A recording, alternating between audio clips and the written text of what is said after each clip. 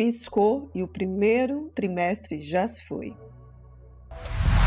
Eu tenho uma tendência sempre a fazer esse tipo de vídeo, porque é quando eu vejo como é que vai realmente, de fato, ser o meu ano. Antes eu tenho uma projeção, eu faço toda aquela organização, mas é o primeiro trimestre que diz se a gente realmente está no caminho certo, ou onde a gente pode melhorar. Nesse vídeo a gente vai conversar sobre os meus livros lidos, sobre séries que eu estava há muito tempo aguardando, se a minha forma de organização ainda continua a mesma, se eu mudei alguma coisa. Então fica até o final, você pode tirar algum insight desse vídeo, coisas que podem te auxiliar. Em relação ao ano passado, onde no mesmo período eu li menos do que o trimestre do ano passado, mas foram leituras que não foram alheias, eram leituras que estavam dentro de um planejamento, outras leituras foram mesmo para eu desopilar e talvez por isso tenha fluído mais, e toda a mecânica da coisa corroborou para acabar lendo menos. Quem acompanha o canal frequentemente sabe que eu faço esse tipo de análise 2 vezes no ano, no primeiro trimestre e no meio do ano, para eu saber como é que vai fluir. Eu tenho uma meta de leitura muito fixada, geralmente eu consigo bater essa meta, mas eu tenho uma noção se eu vou bater geralmente na segunda análise de leituras, que é no meio do ano. Até lá eu sei se eu vou conseguir ou não bater as minhas metas de leitura. Teve ano em que eu consegui bater no primeiro semestre a minha meta, não consegui mais fazer esse feito. Eu fiquei um pouco preocupada, na verdade, desse trimestre ter lido só esses livros. Nas últimas análises, o meu trimestre tem sido mais generoso, mas esse trimestre só consegui finalizar 6 livros. Eu fico um pouco decepcionada? Com certeza, porque mesmo eu não finalizando tanto, eu tenho lido bastante. Prova disso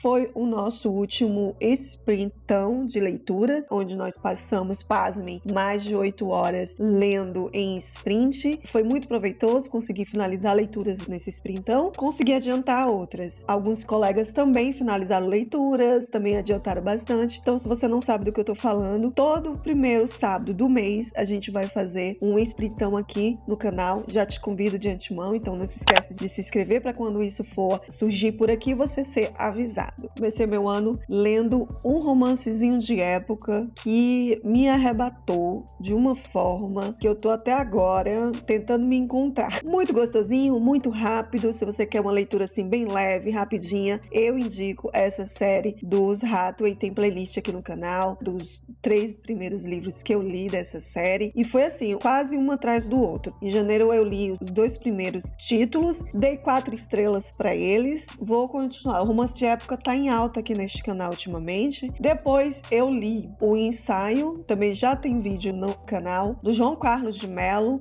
O João aqui é uma presença constante esses últimos meses, porque eu fiz a entrevista com o autor e eu dividi essa entrevista em 3 partes para ser mais fácil o entendimento do conteúdo. É só entrar aqui na descrição que eu vou deixar os links de acesso para esses vídeos. Foi um ensaio que eu gostei bastante, dei 4 estrelas para ele, muito relevante no período que a gente está hoje. Tem vídeo aqui no canal, depois não deixa de dar uma passadinha lá para me dizer o que você acha, se você gosta desse tipo de tema. Logo depois eu li o 3º livro dos Hathaway, gostei também, tem vídeo aqui no canal. Dei 3 estrelas para essa história, mas eu gostei bastante, até porque ela me deixou com muita vontade de ler um dos últimos livros, que é o do irmão Hathaway. E o único livro dessa seleção que eu favoritei, de fato, foi David Copperfield, que é uma leitura que faz um tempo que eu tô lendo e tava deixando stand-by com pena de terminar. É também da minha famigerada lista de TBA do ano passado, que eu ainda estou mantendo. Favoritei, também tem vídeo aqui no canal dessa leitura. Também li um livro do projeto Revivendo, Chanel, o Perfume do Amor. Tem resenha também desse livro aqui. Projeto Revivendo, eu vou ler livros de ficção histórica e romance histórico. Tem uma playlist de vídeos e a lista de livros que eu vou ler nesse ano. Também finalizei agora recente A Irmandade Ameaça Global, livro de estreia do autor Pedro Ribeiro. A resenha já tá gravada, não sei se já saiu, se tiver saído eu vou deixar o link aqui abaixo para você ver. Foi meu primeiro thriller, de 4 estrelas. Mais sobre esse livro na resenha, que foi mais um desabafo, porque eu gravei a quente. Quem grava opiniões literárias a quente sabe que tem um pouco de nervosismo na história. Foram esses os livros que eu finalizei nesse trimestre, e eu só tenho nesse trimestre um favorito, então eu não sei se eu devo ficar muito preocupada. Ano passado eu já tinha favoritado bem menos, e esse ano também. Eu agora tô um pouco mais criteriosa em relação a livros 5 estrelas, porque a gente tem que ter uma peneira na vida, tem que ter um filtro. Isso é só a minha opinião em relação a alguns livros, não significa que 4 e 3 seja ruim, pra mim não é. Acho que o preocupante era se fosse 2 ou 1, né? Mas passou de 3 pra cima, já acho que é uma qualificação aceitável. Como o meu ano começou com romances de época, eu estava empolgadíssima, como a maioria das pessoas que gostam desse gênero, ansiosa pela segunda temporada. Desde o início, principalmente na playlist dos Bridgertons, que tem aqui nas últimas resenhas desses livros, eu disse que eu estava aberta a mudanças, porque Shonda, todos os seus trabalhos, a gente nota que ela tem um jeito próprio de contar uma história. E ela já tinha adiantado aos fãs de Bridgertons que não ia ser como nos livros. Eu fui sem muitas expectativas, eu queria realmente que ela me mostrasse a que veio, e foi o que aconteceu na primeira temporada, que eu assisti de uma tacada só com o meu digníssimo, e ela não desapontou, ela entregou em figurino, em imagens, em músicas, uma outra proposta praticamente diferente do livro, mas ainda tentando manter ali a coerência que os fãs gostam. Fiquei com a expectativa lá em cima em relação à segunda temporada. Não me decepcionei? Não me decepcionei. Teria coisas que eu mudaria? Provavelmente. Mas o bom da Shonda é essa coisa dela saber te surpreender. Ela sutilmente agrada gregos e troianos. Eu sei que talvez você não concorde. Eu sei que essa segunda temporada dividiu muitas opiniões. Antes mesmo da série vir ao ar, já tinham burburinhos por aí, por motivos de não ter muitas cenas hot na tela, que no livro não é assim, blá blá blá blá blá. Eu só queria lembrar que quando a primeira temporada surgiu, antes disso, teve um outro burburinho. Quando o Roger foi anunciado como Duque, teve uma galera aí que começou a falar que não era certo, o rapaz era de cor e o personagem não era. Quando terminou a série, o Roger foi aclamado. Tinha gente chorando porque não queria que o Duque saísse da série. Quando surgiu o burburinho, né, da galera insatisfeita porque não ia ter tantas cenas hot nessa segunda temporada, eu lembrei disso e isso não me abalou. O fato é que antes de começar a galera já tava de um jeito, quando terminou a série, a grande maioria que tava mais excited com essa série assistiu, tá todo mundo babando pela série. Óbvio que ainda vai ter aquelas pessoas que vão dizer que mudou a ordem, tirou a personalidade de um, colocou em outro, blá blá blá. Mas eu amei a série. Eu achei que a Shonda entregou novamente em fotografia, que no figurino tava muito bem. As músicas, nossa, eu tenho uma teoria de que para cada irmão a estética é própria pro livro daquele irmão. A Daphne tinha aquele todo glamour dos bailes, então era natural que tivesse aquela estética toda glamurosa, né? Porque era o livro da Daphne. O livro do Anthony, a estética já é um pouco mais rural, é uma coisa mais fluida, até porque a gente tem muitas cenas remetendo à casa dos Bridgerton. Ficou lindo, todo o conceito, tudo que ela colocou. Tinha coisas que eu queria ver mais. Sim, eu queria ter mais cenas do Anthony e da Kate. Óbvio que eu fiquei em muitas cenas chocada com o que ela conseguiu fazer e não concordo com algumas coisas, mas gente, é uma nova proposta. Não precisa ser idêntico ao livro. E eu tô falando isso morrendo de medo do que ela vai fazer com o meu Bridgerton favorito. Se você ainda não assistiu, tem uma playlist aqui só dos Bridgerton, onde eu gravei a vídeo opinião, Um Perfeito Cavaleiro. Óbvio que eu tenho muito medo. Como ela modificou tanto nessa segunda temporada, muito receio de que ela vai mudar bastante na terceira temporada. Eu só espero que ela não tire duas coisas que pra mim são cruciais, como o encontro deles no baile e a passagem de tempo. Se ela não mexer nisso, eu tô super de boa. E também não mexer na personalidade da Sophie, que é uma personalidade muito forte, é uma personalidade que corre atrás dos objetivos dela. Ela mexeu muito na personalidade da Edwina. A Edwina que a gente vai ver no final é a Edwina dos livros. Do início, não. Eu fico só com esses receios. Mas eu aceito o que ela fez, porque, gente, só de representatividade que essa série tá trazendo pra gente e que vai ficar pra história. Minha filha teve interesse de começar a ler os livros por conta dessa série. É um trazer de novos leitores pra essa vida. E só ela fazer isso, só ela colocar representatividade com as irmãs Sharma, eu achei sensacional isso. O nosso Anthony, então, é a representatividade em pessoa. E como a química dele com a Kate na série é perfeita. Eu queria muito ter visto mais tempo de tela dele. Quem assistiu a série tá percebendo que ela está contando, querendo ou não, como se fosse uma novela. Cada livro, o foco é um irmão, mas a gente ainda consegue ver outros personagens nessa trama. Então, talvez a gente vá ter mais de Kate e Anthony na terceira temporada, e assim eu espero. Algumas mudanças para mim foram excessivas, porém necessárias. Então, eu estou satisfeita com essa temporada e ansiosa para saber quem vai ser a protagonista da terceira. Já que a Shonda está aí com essa representatividade toda,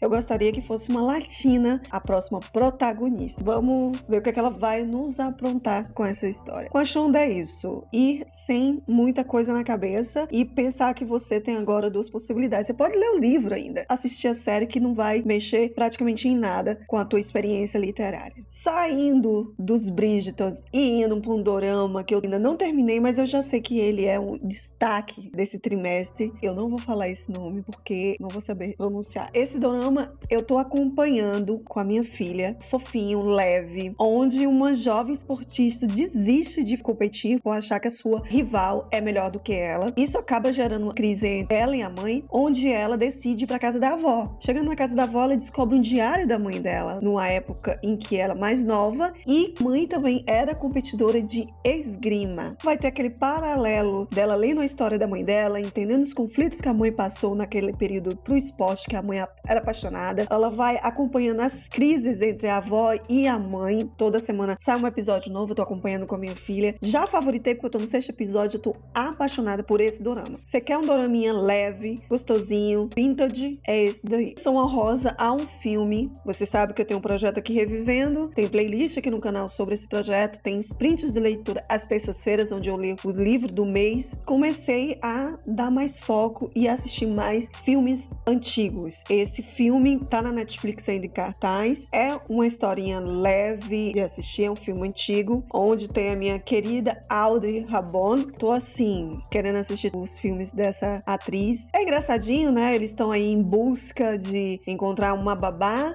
Nós temos aí 2 casais amigos e um é escritor. Por algum motivo, eles estão morando os 4 juntos e os 4 têm filhos. A grande questão desse quarteto é uma babá para poder ajudar na casa, visto que uma das mulheres trabalha fora e a outra não tem muita competência com a organização da casa. Uma comédia muito grande nessa história. De organização, eu sempre usei aqui pro canal e outras coisas, o Trello, e ele me ajudou bastante. Otimização do tempo e produtividade a nível de conteúdo, estudo. Esse trimestre não usei muito o Trello, preferi usar o Notion. Eu ainda tô pegando intimidade com ele, tô criando uns templates bonitinho para eu me organizar melhor. É o que tem me ajudado. Ele é mais prático, ele é mais sucinto. Eu vou dar 5 estrelas para ele porque esse trimestre me ajudou bastante na organização, não só de vídeos, mas na minha vida pessoal. Eu consegui fazer uma organização minha, onde o que eu preciso eu encontro ali no Notion. Ele também tem a versão no celular, que é aquela coisa que mais rápida que tu precisa fazer já tá lá, mas na mesma tu pode criar o teu template bonitinho, personalizado de acordo com as tuas necessidades. Eu ainda quero me aprofundar mais no conhecimento do Notion. Talvez eu traga aqui um conteúdo mostrando como é que eu tô fazendo essa organização do Notion, como é que ele tá funcionando para mim. Diga aqui nos comentários se vocês querem esse tipo de vídeo, que dependendo dos comentários eu trago aqui se for relevante para vocês. Vocês sabem que aqui no canal eu dou as minhas opiniões em relação às minhas leituras, divido com vocês e também quero trazer mais de organização, porque é algo que para mim é fundamental na minha rotina de vida e espero que te ajude também. Esses foram os meus favoritos desse trimestre. Eu espero que quando eu voltar com o próximo vídeo daqui a 3 meses eu tenha boas novidades, não é mesmo? Que eu me surpreenda quando eu for fazer essa autoanálise de como tem sido as minhas leituras até então. Espero que você tenha gostado desse vídeo. Me diz aqui nos comentários se você gostou desse formato e me fala também quais foram teus favoritos desse trimestre. Mas não vai embora não. Fica aqui, a gente se encontra nesse vídeo aqui. Eu tenho certeza que você vai gostar.